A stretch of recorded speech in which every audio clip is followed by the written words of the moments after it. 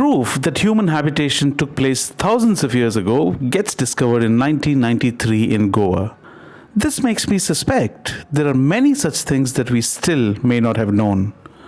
The deeper you go, the interesting it gets. Just like how there's always something fascinating about the Egyptian discoveries, they never get old.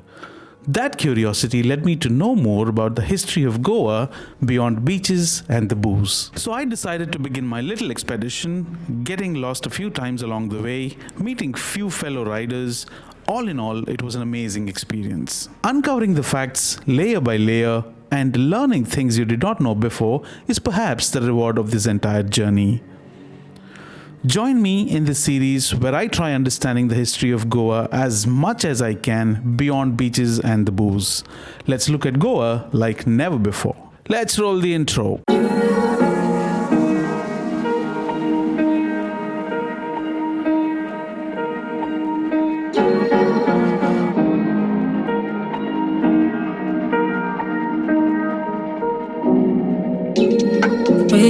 In spite of being India's smallest state in terms of the size, Goa's history is certainly second to none. It's both long and diverse. It shares a lot of similarities with the Indian history, especially with regards to the colonial influences, thus emerging into a state with diverse cultures.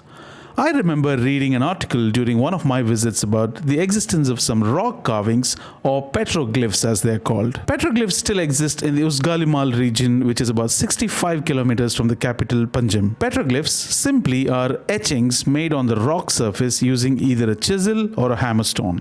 Such petroglyphs and rock art are being found all over the world. It's worth noting that as you move away from the north of Goa to Panjim and then towards these rock carvings down south, there is a considerable shift in the way the geography unfolds.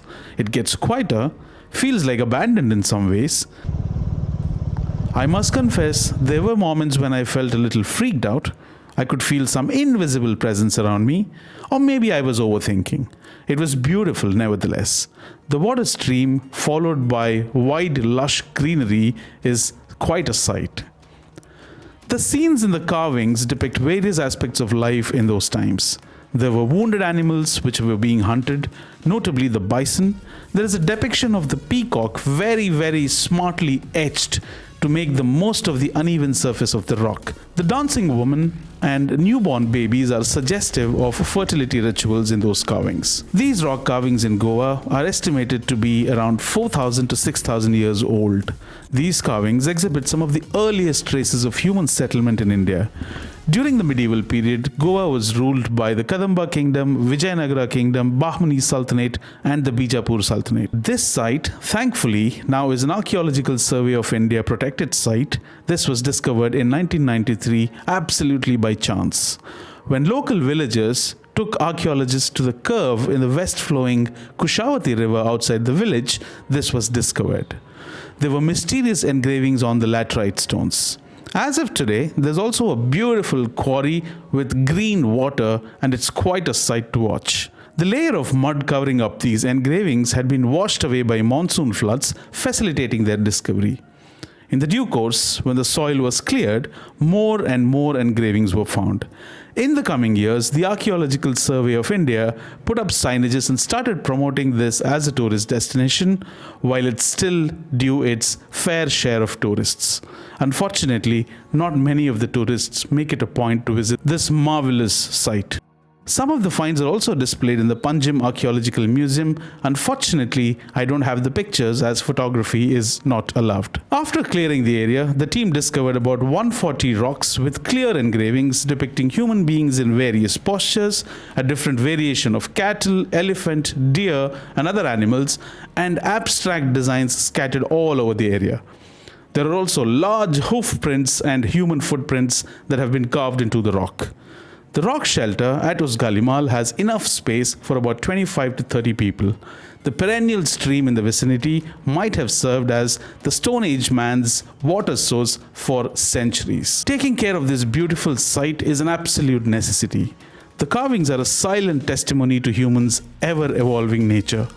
Care must be taken when viewing these carvings and ensuring that this part of the history is not erased forever.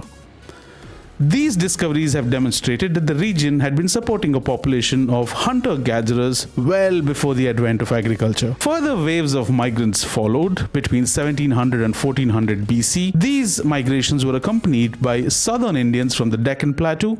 A wave of Harappan people moved to these regions around 1600 BC to escape the submergence of their civilization underwater. The mixture of several cultures, customs, religions, dialects, and beliefs led to the revolutionary change in the early Goan society. This is where I began my journey of understanding the history of Goa. I thought it's best to understand things from where it all began, at least as far as you could trace it. Various mythological stories and theories about how Goa must have been formed, and the lineage of the kings that ruled Goa, and the possible meaning behind these petroglyphs in the upcoming episodes. Stay tuned. My name is Casey, and you are watching History Undone.